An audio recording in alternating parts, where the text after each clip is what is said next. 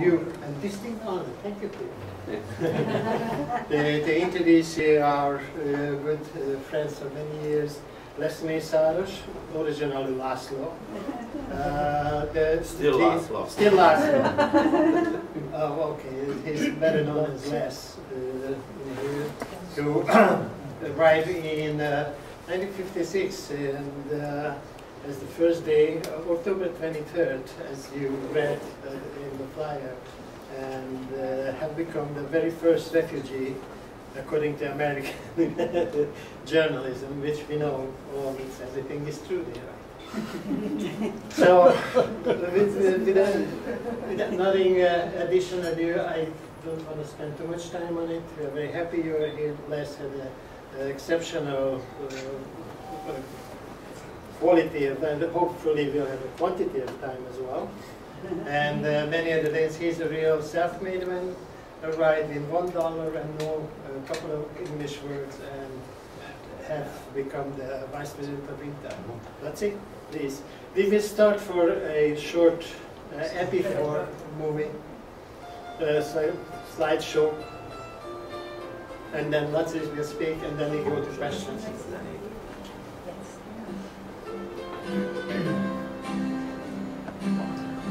I have a dream, a song to sing,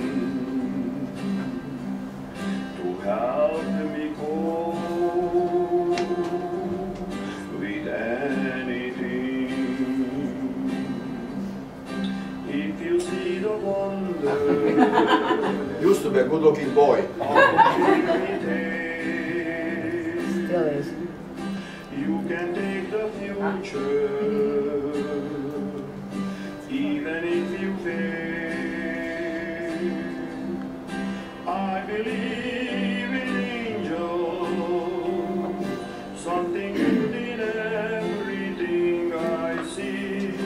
I believe in angels, when I know the time is right for me. I'll cross the stream.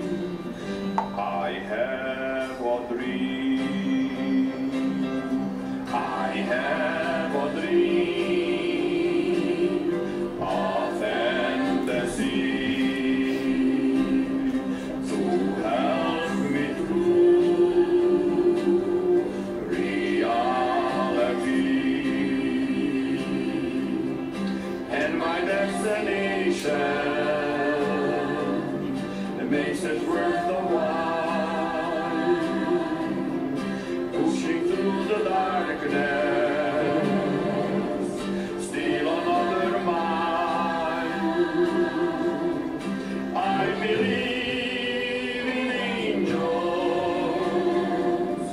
something good in everything I see.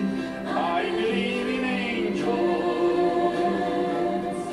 when I know the time is right for me, I'll cross the stream.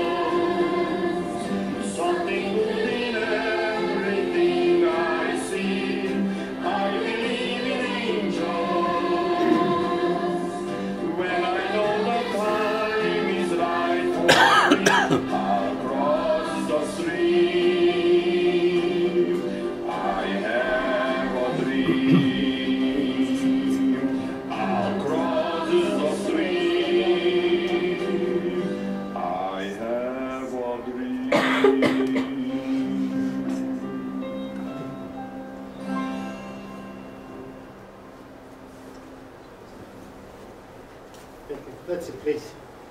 Tell us a few. Yeah.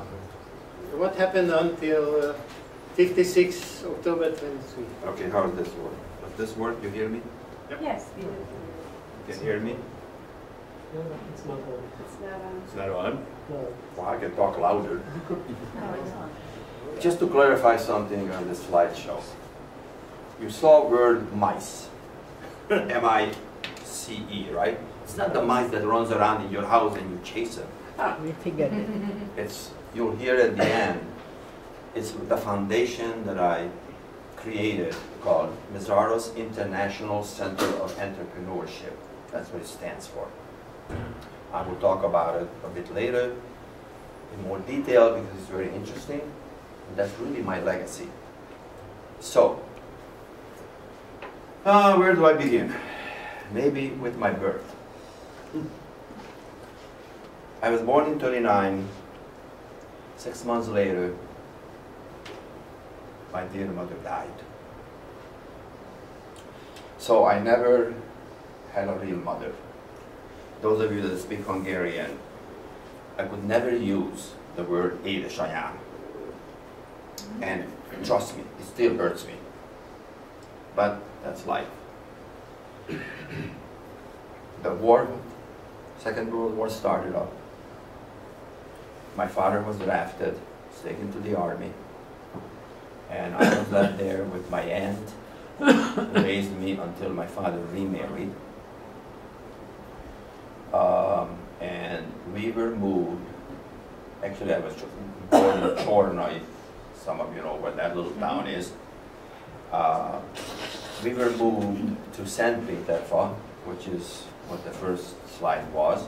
St. Peterfa is a Croatian city, village next to the Austrian border. And everybody speaks Croatian in that town. But my dad was moved there because he worked for Polygrove, at the Grove Poly, as an agricultural expert. And so we moved into this town, about 1,500 people in the village, and we moved in the second Hungarian family in this town. First was a teacher, and then we moved in. None of us spoke the language whatsoever. And so we got thrown into some challenge immediately, learned the language, although they spoke both Hungarian and Croatian, but their preferred language was obviously, guess what? Croatian, right? So make the long story short, the war broke out. My mother decided that it would be a safer place if we go to a place called Bük. It's a farm that it would be safer for us to be there while the Russians are chasing back the Germans to their homeland. It turned out to be a big mistake, but that's where we went. Me as a little boy, by that time I was 5 and 6 years old, we went all there, and there was about 65 families in this place. And the first, or the second, or the third night that we were there, we saw the Germans rushing out, running out. Remember, they were giving us chocolates and chongam, gum, and were very friendly. And then an hour later came the Russian group. They were brutal, terrible. The only thing that came out of their mouth was barishnya, barishnya, barishnya, and I think you all know what that means. Woman, woman, woman. Yes. Now, in this farm, I was almost the youngest and the oldest child. Most of the women were older, but there were a lot of women that had just recently married and very young with their children, small children. And so when the Russian came through, they were barbarians. They looked to fulfill this is kind of hard to say, but their desire for women, and the savage desire that they achieved by taking these poor women. And me, 6 years old, I had no idea what's going on. After they left, my mother escaped the terrible tragedy. After they went through, my mother called me aside, sat me down and says, Lacika, my nickname, you have to become a grown-up adult. What do you mean? What does that mean, Mom? You just have to become one. And she goes ahead and explains what I have to do in order to save these women from going through that insult, terrible brutality that these Russians have done. Because they were coming just about every day. The Germans first, an hour, 2 hours later, the Russians. If you don't mind, I'll take my jacket off because I prefer to talk in my shirt. American guys, we like to feel comfortable.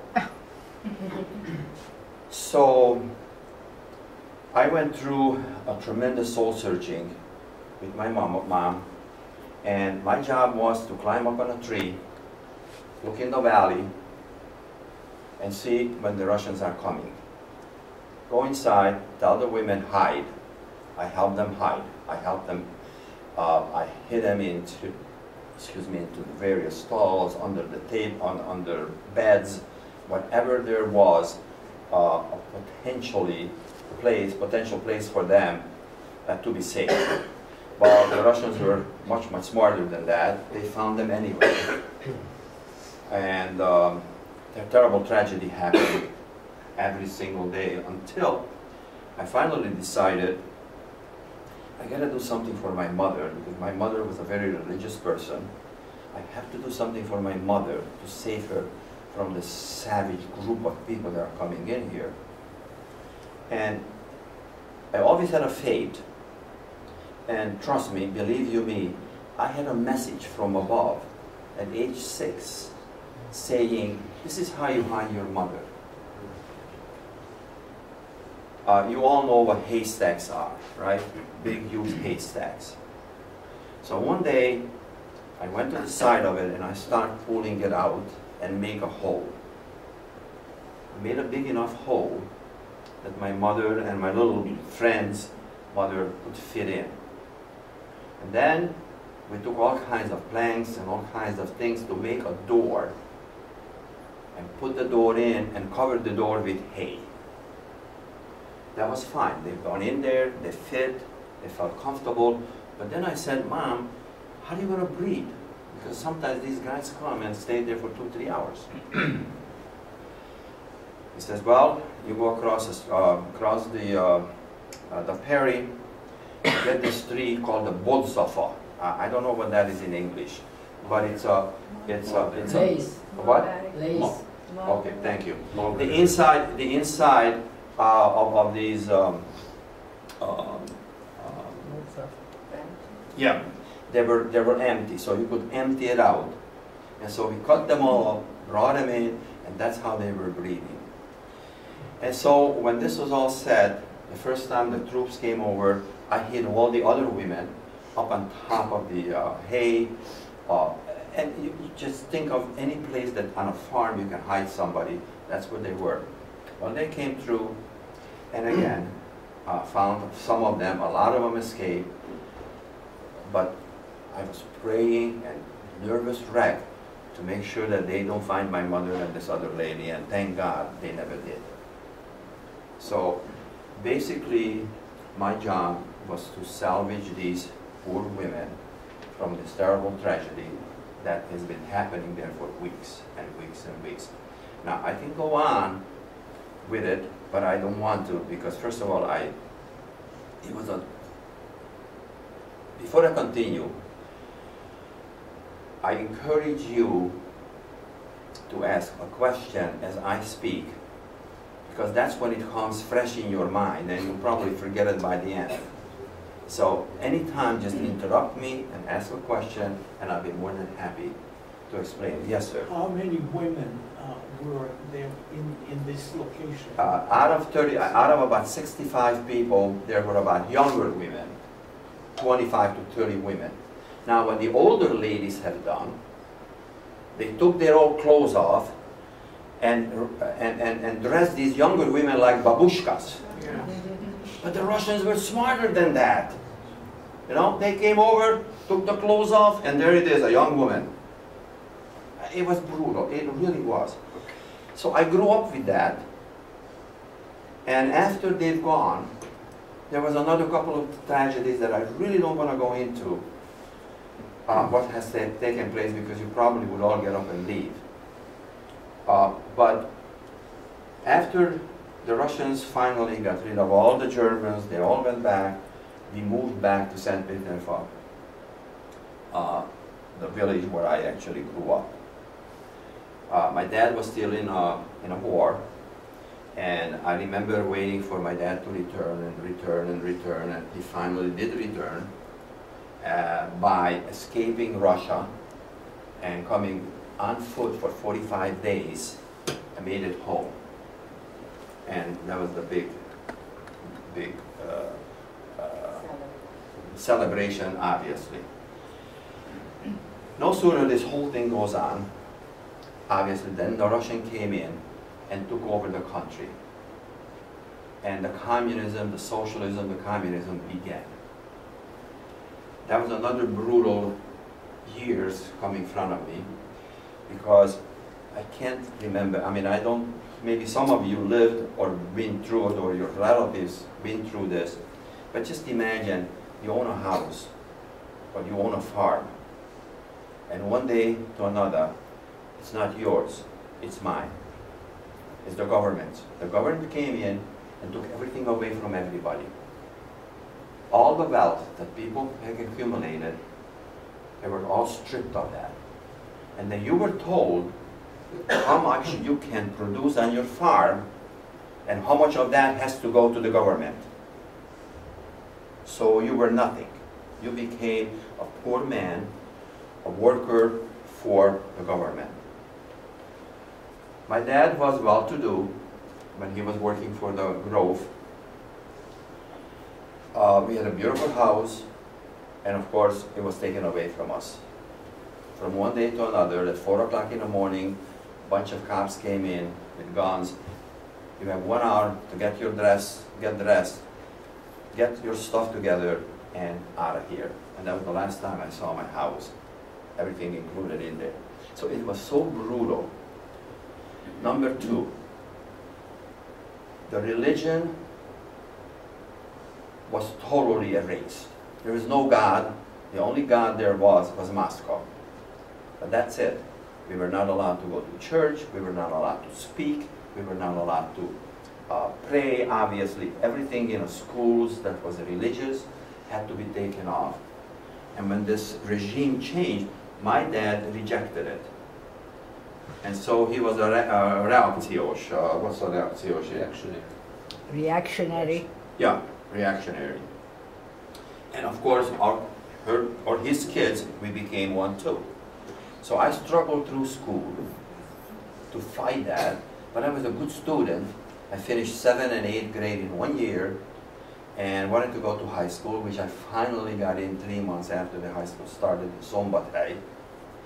And but I was up to here with the regime and the totalitarian and all the things that these people have done to this beautiful country, these beautiful people, hardworking farmers, hardworking people, hardworking scientists. We Hungarians are extremely capable of doing things and creative thinkers. And you know that now. You take a look at the world, there's a famous Hungarian everywhere you go. So I was getting sick and tired of the regime. And finally I said, well, something I have to do. And then when the communism took over in Hungary, what they have done, they put up a double barbed wire fence on the west side of the country with a minefield prior to that. when I decided that I had enough, pretty soon you can put that up for me. When I decided that I'm going to escape the country and leave my beautiful world and beautiful homeland behind, we needed to figure out, how do I escape? How do I go through the minefields? Because believe you me, that was a dead zone, just about, for many people. A lot of people tried, they didn't succeed.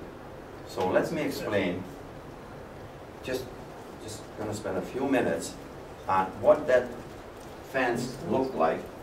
No. I specifically asked, let's see, to tell the younger generation what the Iron Curtain was. Well, yeah, that was the Iron The Curtain. diagram, yeah, the diagram. The diagram, you know, the graphics.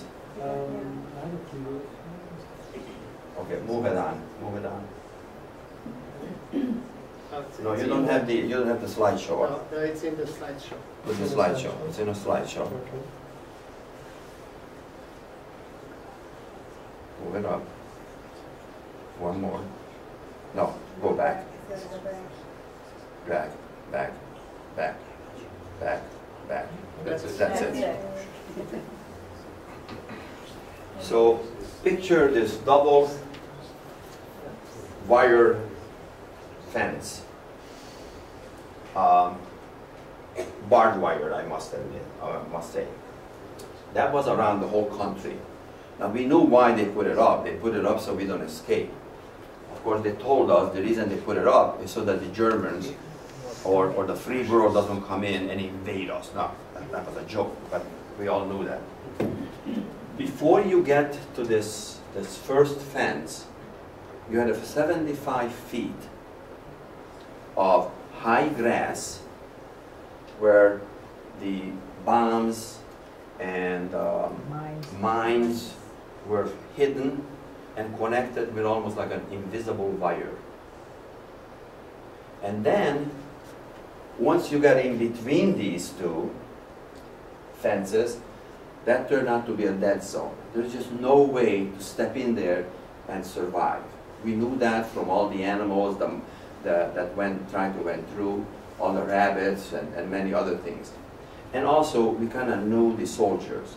Now, they had a foot patrol going 24/7, and every 600 meter, they had a high tower where there was always 2 cops, soldiers in there, watching the border. So we thought, how the heaven's name are we going to be able to do this? Well, we did it by finding out when the foot patrol was changing, and we saw about a 20-minute time frame that there was nobody in this particular part of it, of the border.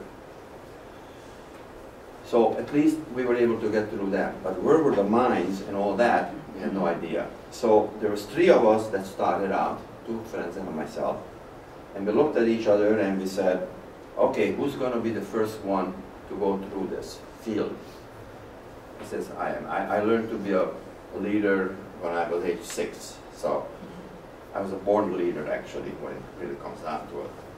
So I made the steps. I made the step 1, step 2, and they were in my steps coming. And every time I said, oh God, please let me get through. Oh God, let me get through. So we finally got to the border, which luckily we were able to do it. We got to here. The 3rd guy said, I can't escape. I can't leave my mother behind. I gotta go back, and start crying like a little baby. I says, go back. Just make sure you go back in the same steps. He did. Nothing happened to him, thank God, but he got locked up and was in a jail until the Hungarian Revolution broke out. This story, by the way, is happening at age 16, 55. August 17th is when I made that move. So this other friend of mine, we looked at each other and said, okay, now how are we going to go across? And I was physically more fit than he was. So I said, look, I'll climb up on the fence You hold on to my ankles. I throw myself over to the other side. I will serve as a plank. And you gonna sit on my back and slowly hop over. And I asked him, when you got over, and like in this picture, I asked him to hold on to my belt, turn me over, like he did, and then I'll make it to the other side as well. Now remember, these are barbed wires. Now here's a movie scene. I'm flying over to grab the other fence, and I'm thinking, oh my God, how do I put my hands so that my hands don't get into the barbs? Well, of course, that didn't happen. Of course, I did. And so when he's turning me 360, I am bleeding like you wouldn't believe. But you know what? It wasn't hurting me. You know why? Because I felt there's a freedom. There's a freedom on the other side. I'm just 1 foot away from it. And my God, if you help me through, I'll be a happy person. Who cares about this? But as I'm flying over, they spotted us from here, from the tower, and they start shooting. And the bullets are flying all over us. Again, with God's help, none of us hit us, and we made it over. And once we got over to the Austrian side, we start running until we find the first farmer, told him who we are and what, so on and so forth. He took us in, and that was it. So that's how we made it over to Austria. We can shut this off, this picture. Any questions on this? How you Yeah. approach the border actually? Because I'm there sorry? were how you approach to the border? Because there were originally just the regular people. Yeah, and then there was the patrol. And the villagers and everybody reported to the... Yeah, well, the villagers, this was at the end of the village, so the villagers did really not see the border, but the patrol was. Now here is a little trick that we all have to do sometimes, bribing it's called. We bribed some of the patrol guys by saying, hey guys, you know, they were all women hungry, these soldiers. So we said to them, there's some nice looking girls that would love to talk to you, and we showed them the pictures. I says, you leave a little earlier than the other guys come out, and they will sit down and talk to you. Well, not sit down, but they will talk to you in the front of the couple, front of the gate, right? Oh, really, really? So they left, and that's when they gave us a 20-minute time frame where we were able to escape. Of course, these girls never did talk to them. Oh, I know. So I made it over to Austria. Now, that's a long story in Austria. I lived there for 1 year, worked just about every single day, hard labor, and applied to Catholic charities to come to the United States. My dream was always to come to America. My dream was never also to stay in Austria. I always wanted to come to America. We heard all these beautiful things about it, but we learned nothing in school. Very little about America. So finally,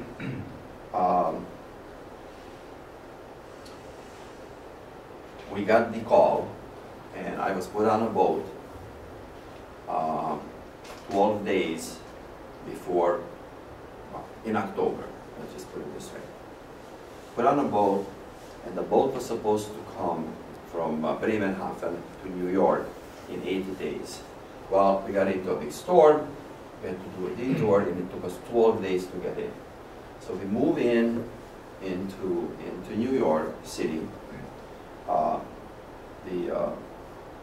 The boat had over 1,950 people, all various ethnic backgrounds. And I can't describe verbally the scene that you see when you walk, when you come in with a boat into New York. I mean, I never see that in the movies. I never seen anything about New York. But it was absolutely phenomenal. My name gets paged. Out of 1,950 people, they page my name. And we said, why me? Everybody was asking questions. I'm now 17. So I go up on the deck, and they put me under an American flag. They put a newspaper in my hand. There is 5 photographers taking my picture. There's a whole bunch of people out there waiting and welcoming us. But why me? So I didn't speak a word of English. I see the newspaper, but I saw bombs on it, killings, soldiers, bleeding people, kids, and all that. I said, something is wrong here. That was the day when Hungarian Revolution broke out. October 23rd is when I landed in New York. Now, here is the media for you. Somehow they found out that there is a honky on the boat. They came over, took all these pictures. They wrote their own stories, but there were headlines in the newspaper that said, the first revolutionary arrives. That's the media for you. Yes. Okay? Then I went into, okay, so they all left. When I found this out, I went down, I wanted to talk to the captain. Of course, I couldn't talk to him in English. German, I spoke a little bit, and I'm trying to explain, hey, is the boat going to turn around so I can come home and fight for my country? No, of course not. They laughed at me. Make a long story short, I wind up being picked up by a person who then took me around New York, put me on a train, Grand Central Station, and wind up in Buffalo 12 hours later. And the Catholic Charities head, Dr. Juhász, was the only person that I was able to talk to Hungarian to after more than a year.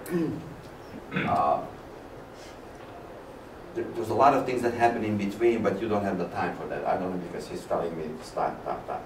And what No, happened, what actually, happened to no. your friends? No, sorry. No. Right. There's a No, question. no. I actually pointed to that because of the time I would do that. That's the time. No, Sorry. I wanted to... Just out of curiosity, Wait, what wait, happened to your friend? Do you still, Just is he me. still alive? Did Yeah. you make it to the US? The friend that I made, yeah. Yes. He lived in Canada, Okay. outside of Toronto, and he died at age 55, unfortunately. But I had 4 other friends, and that's important to know. We escaped in the afternoon, and at midnight, 4 other friends that did not know that we escaped, but they knew already by then that we escaped, but we didn't know that they are. Okay. So there's 4 other guys that escaped. That's a story by itself again, which takes too much time. And we met in Austria on a bus. They took us to Güssing, to a jail for illegal entry. For 3 days they locked us up. Breakfast, caraway seeds, soup. Lunch, caraway soup. Dinner, caraway soup, with a little bread in it. For 3 days, that's all we, fantastic diet. Fantastic diet. So we got locked in there. I didn't want to go into Austria too much, but it's interesting. We got locked in there, and at 3 o'clock in the afternoon, all 6 of us, right, they said, you're free. They opened the big gates, and now you go. Where? We knew nobody. We didn't speak German, we didn't know anything. We had a few bucks in our pockets, and that's it. So we needed to figure out, and this is where the cleverness comes in, we needed to figure out how do we let the local people that are there to know about us. And so we split, 3 guys on one side of the sidewalk, 3 guys on this. They spoke Croatian, we spoke Hungarian, and we spoke high, loud. So maybe somebody will ask us and stop us and say, well, who are you?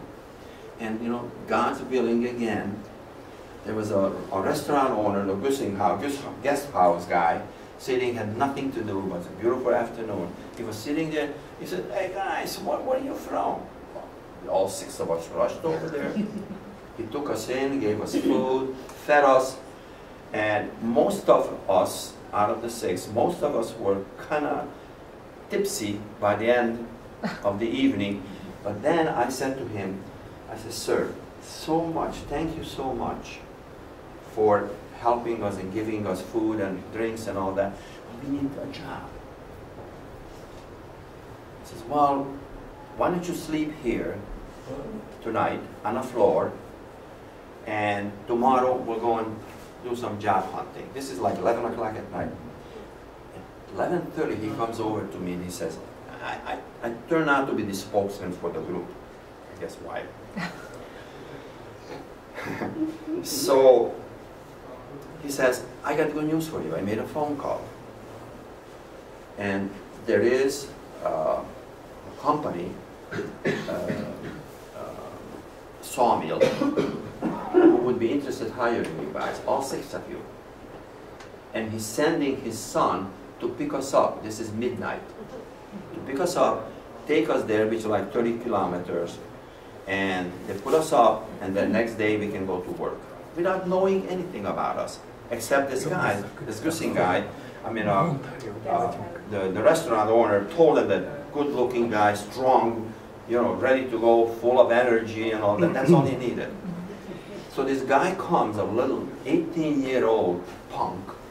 He comes with a, well, not that we were, actually he was older than I was.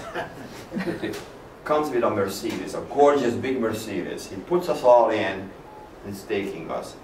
And honest to God, I made a commitment to myself, and this is so important for all of you, especially for you young people. You always have to make a commitment to yourself, and try to reach that goal as you're growing up. I committed to myself that I will have a Mercedes sooner or later, and show this punk that I will be able to get one of those. 33 years later, I bought my first Mercedes. No, In Ontario? actually, I put it question. here because I know that this movie scene, it's real and it still shows in the hand. Oh, no, it's still there. It's in my hands, it bonds. For all these years, I had those, I injured them, but what are you going to do? Again, it didn't hurt, it was bleeding. I mean, in Austria, the people helped me out, they put bandages on and all that good stuff. In a jail, I was still there with it. But, ladies and gentlemen, I think a lot of you know how much the freedom is worth.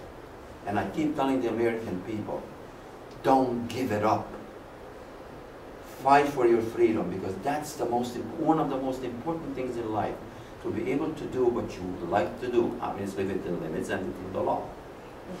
So, very quick story, and then I'll go on. On a boat, when all these pictures were taken, a black fella, I've never seen a black man alive, nor in the movie, did not know what they look like.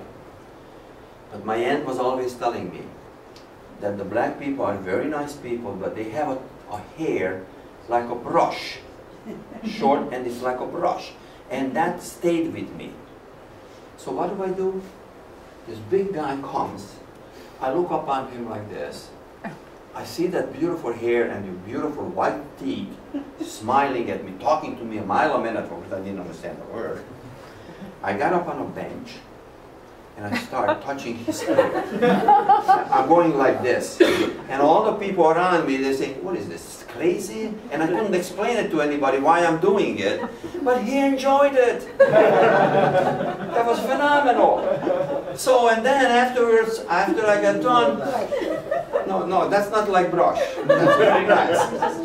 After that, I shook hands with him, and he says, come on, Laszlo. He had a piece of paper in his hand. And he's the one that he and I became the best friend. And I tell you, the best black man I ever met in this country was this gentleman. He took me around in New York, bought me sandwiches, took me to Hudson River, showed me and talked to me about all this.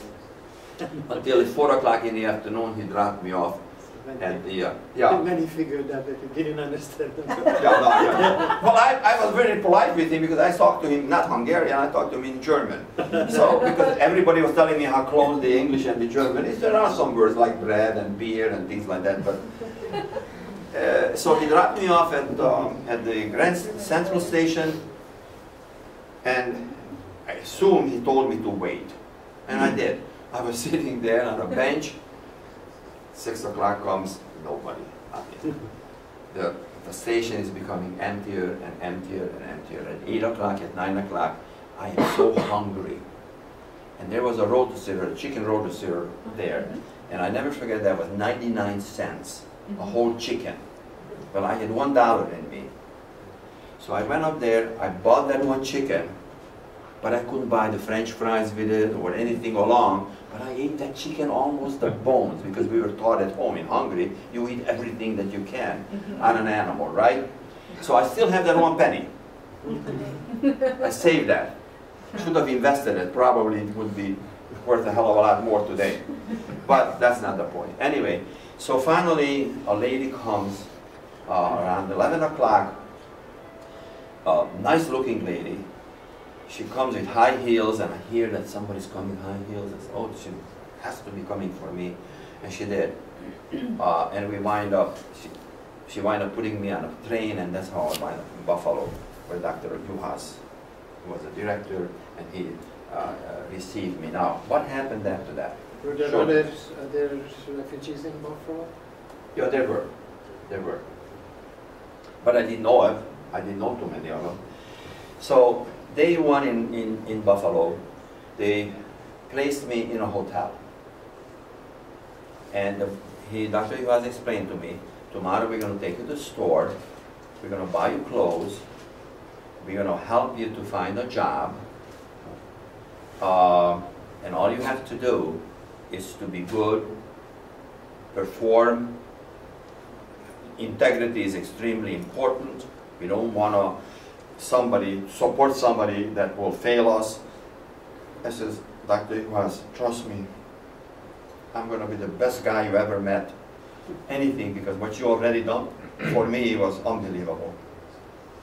And so that's exactly happened. Next day they took me shopping, and then I was sitting in this hotel room for like 2 weeks, all by myself, nobody. And did I think of, oh, what did you do, Les? You know, I had homesickness, I cried, but I said, no, I have a goal, I have to achieve that goal. And all of a sudden, somebody's knocking on the door, says, oh yeah, and there is a Catholic priest. This is how small world this is. Catholic priest. He smiles at me, and he says, you don't know me, but I do know you.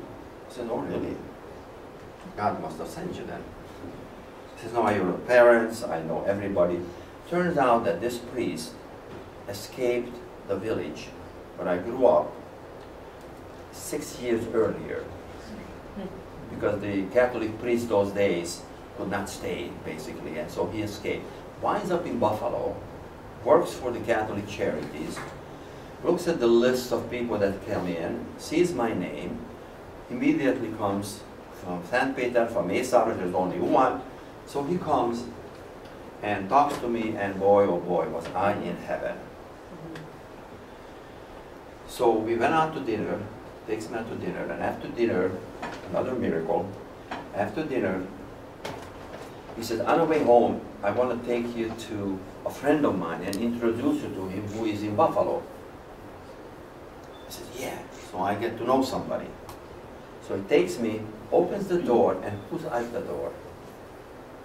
One of the 6 boys that I lived in Austria with, my best friend, not the one that I escaped with, but the other 4, one of the 4, was brought to the United States 2 months before I was, and he wound up in Buffalo. And we're still friends since then. So I moved in with him, I left the hotel, moved in with him immediately, and we did all kinds of things. We lived together for many, many years. Long story short, they finally find me a job. Now, they had a problem finding me a job because I was not 18 yet. And under 18 those days, you needed a parental approval to work in a factory. My friend Lajos, also Lajos, nice guys, son, was going to take me into the factory where he was working, but I couldn't produce my paperwork from home, obviously, so I couldn't make it. But somehow, another Hungarian found me a job, and I was very proud to get a job in the United States. Very proud.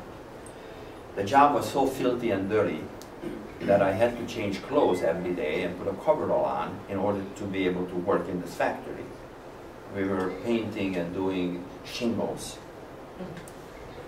And I had a teacher who had a cigarette in his mouth just about all day long. And we worked with turpentine and all kinds of flammable material in this. And I sort of, basically, as much as I didn't speak English, but I was trying to explain, don't smoke with this kind of stuff, but he did.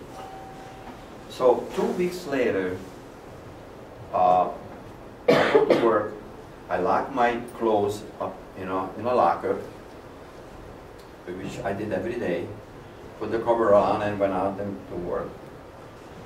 And I got my first pay. Never forget that, $26 for a week. In a small little yellow envelope. No checks those days, all cash. I put all that into my, my locker, all my papers, my green card, everything, my legal status in the United States, that was all in there. And guess what happens? The cigarette falls out of his mouth. In 45 minutes, the whole plant burned down. And it was in flame. There was 150 of us working there. In flame. Everybody is running out. I'm running back to get my clothes and my papers. And to be very honest, I was a little greedy. I wanted that 26 bucks too. And running back, the fire just spread so fast that I was locked in. I couldn't go that way, I couldn't come this way, I never got into my locker, and I almost burned to death in this place. Luckily, after fighting a window, a small window with my elbow, I finally was able to break it open. And you know what it is when the fire is in there already and you open and put more oxygen in? It just bursted up, and I just hardly made it through that window alive. When I got out, people looked at me and said, oh, celebration, because they thought I'm gone. So that was the second time when good old Lord helped me to make a survival and live. And then several others happened. I don't want to go through all that, but several other things happened. Everything is explained, by the way, in my book in detail. So, but I felt I needed to tell you this because the first experience getting a job in this country was not so pleasant for me, to say the least. Okay, then I started working with various different places. Labor work, I worked in factories, I swept floors, you saw it, I was painter. In 1959 and in 1960, there was no jobs in Buffalo. I got laid off. And a friend of mine and I moved to New York City. I got a job there in New York City as a painter and got started on a 54th floor in Manhattan, painting windows from outside in a cage. Totally news to me. Needless to say that I needed to wash my underwear every day when I went home at night. I mean, it was scary. And then finally I did such a good job that I got a promotion. And they promoted me to the 74th floor. So now I'm up there even higher. By that time I got used to it. But you know, that was a brutal life there. It really was. Manhattan was very brutal. I was able to stay there for about a year and a half, went back to Buffalo and got myself other jobs. And here is an interesting point. I had so many different jobs, but I never, and for young people, mostly, I never collected unemployment in this country. Because every time I was laid off, instead of going and standing in line and trying to collect that little money, I went and got myself another job. Well, maybe for less than what I would have gotten, but I learned every single job I went to, I learned something. I learned when I was doing washing dishes, you know. So finally I worked in a fairly large factory. Bethlehem Steel, one of the largest steel manufacturers, was in Buffalo. There again, I almost lost my life. And finally, out of a big factory, another Hungarian, because I made a lot of connections. We made a lot of Hungarian connections in Buffalo. In fact, when the first revolutionary Hungarians came to Buffalo, it was 180 of them. We received them in the Hungarian house. That Hungarian house still exists in Buffalo, by the way, and the Balog's know that. So we received them, we met them, we helped them as much as we could, and went on and on and on. So my contribution, I don't even contribution, but my memories about the revolution is my first day of arrival here, and then later on helping the revolutionaries that came to Buffalo, help them out as much as we were able to help them. So ending up the job in a factory, a Hungarian fellow got me a job in Roswell Park. Roswell Park was one of the most famous cancer institutes in United States those days. And it still is very famous. They put me into a research area where, as you probably all know, all the research are done on animals. So I got a job cleaning animals, cages, from mice all the way up to the monkeys. Dogs, cats, guinea pigs, you name it, they were all in, many cats. Rats, oh, rats and mice, are you kidding me? Rats. When a rat bites you, you can't let go. He cannot, or he or she, whatever you want to call it, cannot open his jaw, and so you have to rip it off. And that happened to me several times. But anyway, so I started as an animal caretaker in this place. Wasn't there too long, because they kind of noticed that I have a little more talent than just cleaning animals, so I was promoted to become a technician. And now injecting mice and rats and dogs and monkeys and all that. Very shortly, they discovered that I have a very good and steady hand. So I started doing operation on mice and rats and so on. Later on, and this is all verifiable, I became the kidney transplant expert on dogs and monkeys in Roswell Park. I had such a good hand and I loved surgery.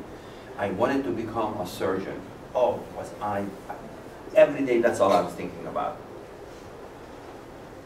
But you can't go to medical school at night. I had to support myself. There was no support from anybody those days, so I couldn't. So I had to give that dream up. And sometimes luck helps out a little bit to be successful. The doctor that I worked for, he gave up research and became the director of Roswell Park. And then his dream was to automate, to computerize the whole hospital. What year is this? This is in the early 60s. And he told me, he says, Les, you're an extremely capable person, but without a PhD or an MD, you will never make any money.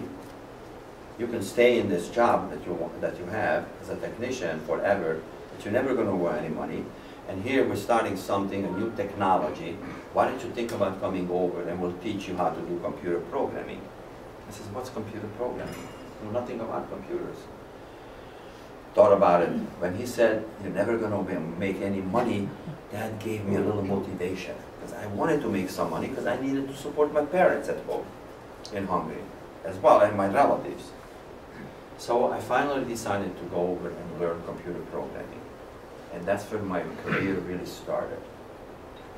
I learned it, I was good at it, I started climbing up a ladder, and I did just about anything that you can think of in the computer field itself.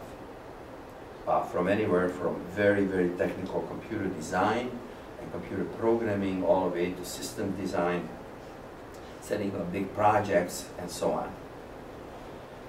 As this went on, I worked for several companies, including the Erie County Police Department. My job there was to computerize the police systems so that the cops can have immediate information when they make an arrest. And for 5 years, I put together a program that became worldwide famous with the computer designs. We're the ones that put computer terminals into police cars. We're the ones that automated all their record systems, and went on and on and on. I got a big fame out of it. I was all over the paper, so I made very, very well, but it's a government job. And after everything was done, you were sitting in your office playing with your finger and listening to problems of people. And I said, no, I gotta go on. And then I went out to the industry. I started working for computer companies, became a computer consultant, like we have some people here, became a computer consultant. And ladies and gentlemen, down deep, I always wanted to start my own business. I had the gut for starting your own business. When I saw all the business people, all the businesses, what they did, and I helped them to advance, I said, Jesus, I can do this for myself and not make money always for others. And in 1980, by that time I had my wife, I had my one son, and I went to her and I says, honey, we have $5,000 in our bank. I gotta get it out of my system. Can I be successful? Or can I be? Can I be? And I said, no, can't doesn't work. I will be. So she agreed. I left a good job. I started my own business doing computer consulting, all by myself. In less than 8 years, I had over 600 people working for me, all engineers, 5 different cities, major cities. I conquered all this area, had a very profitable business, and a huge billion-dollar corporation came around and said, Les, we would be interested in buying your business because your reputation is phenomenal. We need assistance in our business, so combining the two would be phenomenal. And so I went ahead and I sold it. What was the name of the first company? The first company was ComPro, Computer Professionals. That's where that gentleman and I were partners, the one that was on the screen. We sold the business, but they gave me a 15-year contract to build up the business even bigger. They wanted to have a branch office in 50 different states, 50 different cities in 50 different states. And all we really needed is some extra cash to do that. But 11 months into the marriage, this is a $1.5 billion revenue organization went bankrupt. And I had to sell the portion of the business that they bought from me. I could have bought it back, but by that time, I was financially sound because they bought the business for a nice amount of money. And I said to my family, I said, if nothing else happens, I can at least take care of them. Or start from scratch again in this particular business. But I had 2 very smart engineers working for me, and two of us used to go down to my basement, and you saw that I was a winemaker. And we rarely came up sober, but we always talked about business. And so we found a niche market, and we said we have to pursue this niche market. Now, I was not an engineer. I have my degree. I went to college 12 years at night. I got degrees galore. I had more degrees, not so much degrees, I have more credit hours than PhDs do, but from different areas. So, but they were engineers. And I said, okay, so here's the niche market. I understood the niche market. I found the niche market, actually, by doing research and reading. Now you guys have to deliver. And they both said, yes, we can. He says, okay, then we'll start a business. And we started up, and this is what Voice Technologies is, VTG. We started this business up, the three of us. We built this up to a point where we developed a technology that was so unique that allowed, in those days, now you young people, you probably laugh at it today, but those days, computers and telephones were two strange animals. They could not talk to one another. And our job was, our mission was, to make that happen. And we made that happen. It took us several years, but if we made that happen, and we were actually providing this technology to just about all the telecommunication companies in our country, including Europe. In Hungary, in the banks, they had my product called the Voice Bridge. They had my products there. It became an interesting product to Intel. Intel wanted to eliminate the use of a telephone and use computers, as we do today, Skype and many other things, use them instead of telephones. And we had the technology to do it. Which we do. Computers. Yeah. And so we had the technology to do it. And they invested in me to even further develop the technology. And they start flirting with me that they want to buy the company. Well, I'm a good negotiator. I went through a lot. And so I negotiated with them until they finally came up with a price that I wanted for the company.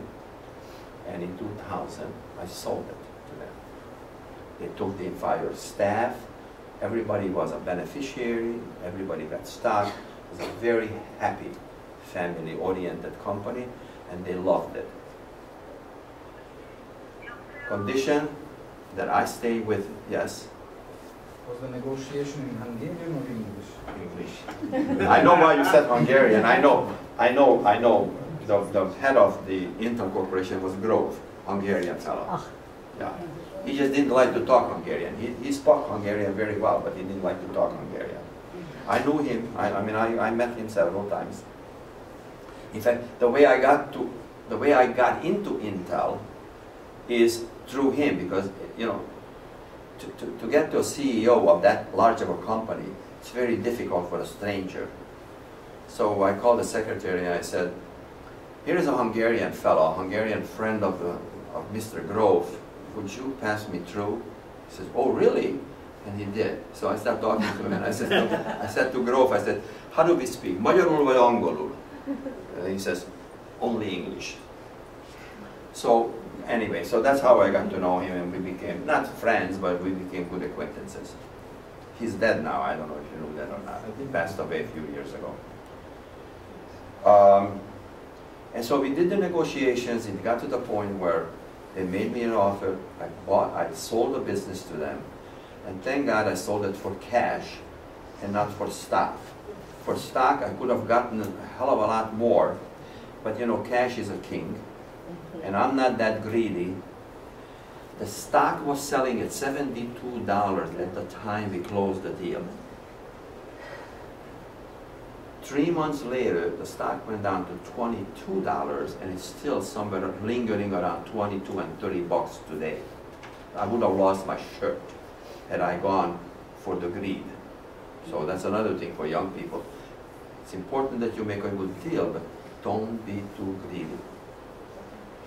So then I went to work for them. I became a vice president of business development, and my job was really to find businesses that relates to their own core competencies. But, you know, after having 25 years of your own business, it was very difficult to become part of a big bureaucratic, big organization.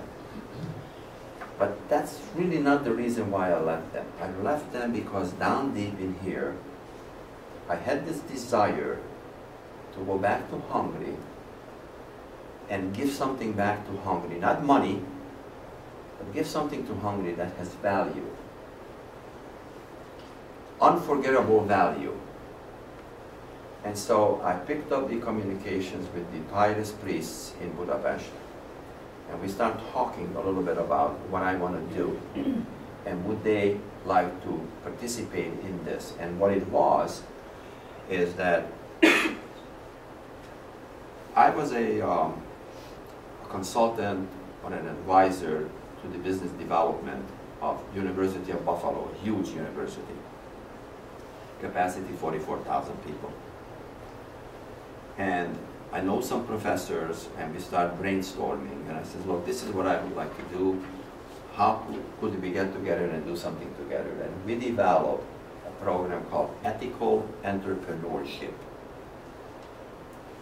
How to start a business, how to start it ethically, and how to go about making it successful. And we put this course together, and I went to Hungary, and I sold it to the various priests, schools, gymnasium, the high school level, and we started teaching this. And it became a phenomenally successful program, because you know why? Because a lot of kids are hungry for success. The traditional schools don't teach those things. They teach theory. I teach realistic things. How you can have an idea, and how you're going to approach it, and how you're going to implement it. So it's all reality. And so these kids just absolutely loved it. I liked it very much because all the experience that I got, all these years, all the good and bad experiences, I put them all together, and I wanted to expect to teach the young people not to make the same mistakes. And it works. It worked very well. Then I implemented in Buffalo. Same thing. We had a lot of kids going through this course in Buffalo. And we had a very diverse groups of kids. I mean, there were Muslims, blacks, Hispanics, brown, whatever. Could you please elaborate a little bit what was it doing? So there was a program, so the kids were coming in knowing nothing about it, and what they had to do. What I originally done in Budapest, I went to all the high schools. There were 6 Catholic high schools in Budapest. I went there and I made a presentation to the kids, and I basically explained to them what the course is all about. First of all, especially in Hungary, first of all, you're going to find out who you are, what you're made out of. Give you self-confidence. In Hungary, those days, the kids had no self-confidence, even today. They had no self-confidence at all. They are very smart, brilliant kids.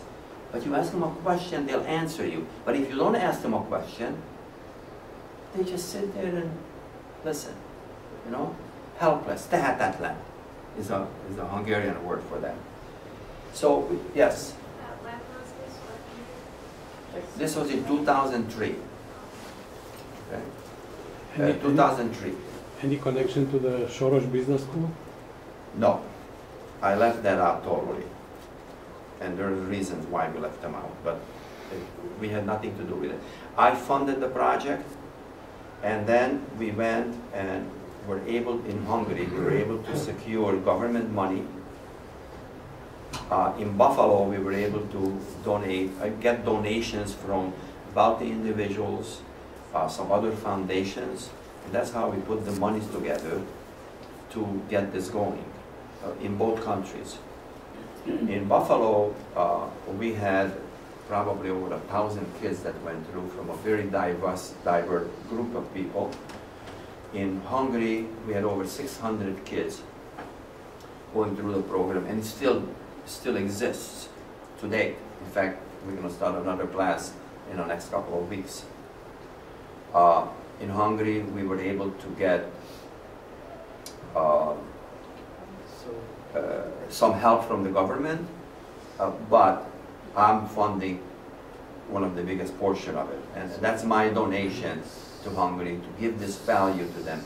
And what we teach you in this class is we wrote a book, a technical book, how to start your business.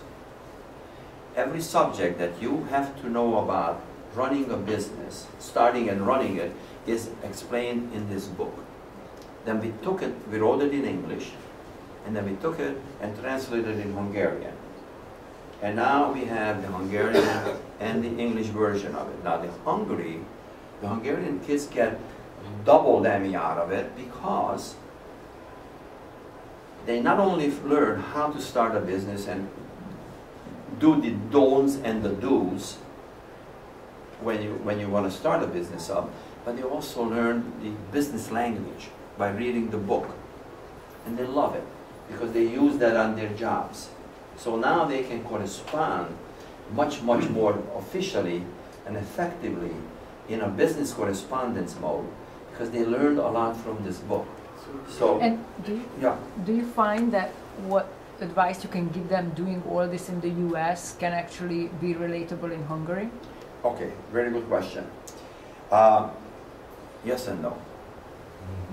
Some of the kids will fight and fight until they reach their goal. If you go into, for instance, we went into the high schools, talked to the principals. Now in Budapest, we had included 42 high schools where we had participants in this class. And the class was at the very famous university, Corvinus, yeah. And we put all these kids together from the various schools. They didn't know each other, but they became friends. Because one of the goals of the course is a 20-week course on Saturday mornings, 4 hours every Saturday morning, 4 to 5 hours. And one of the final goals, the final graduation, is to put together a business plan, a phantom business, and make a complete business plan out of it from A to Z. How do you start it up, where you get the funds from, and what's your exit strategy, and everything in between. So when you look at these kids getting up at age 17 and 18 and talk about cash flow analysis, not reading it, but talking about, explaining it to you what cash flows analysis, you gotta be impressed. And that's exactly what these kids were able to achieve.